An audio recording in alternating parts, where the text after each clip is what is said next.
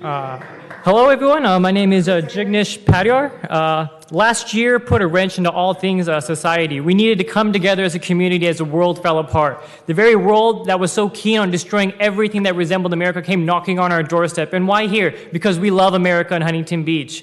Plain and simple. We have country pride larger than some states. I'll put my money on that.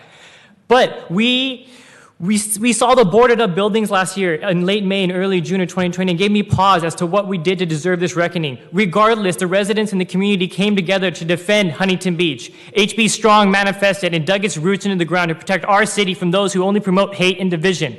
One of the main reasons I and probably many HB residents voted for T. Ortiz is because we knew where he stood, shoulder to shoulder with us down there at Main Street, ready to defend it.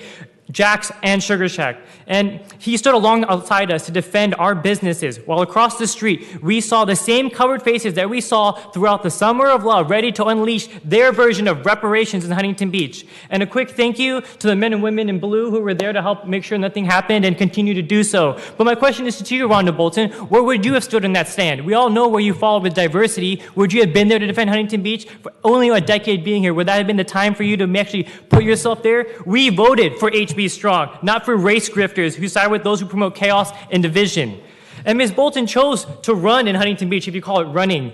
But why didn't you run in Irvine? You worked there, you even volunteered there. But you know what? Irvine has an Asian majority community, which they're not going to vote race grifters in. Just ask our vice president. After all, it makes sense why she landed in Huntington Beach. You can see after leaving D.C. swamp, Ms. Bolton missed her home so much she had to settle for the next best thing, our wetlands.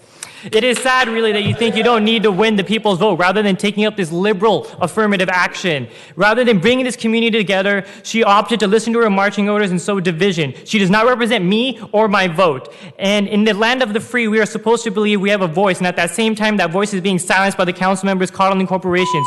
You all should be concerned because you have silenced American citizens, and nothing can stop what is coming once we take our voices back.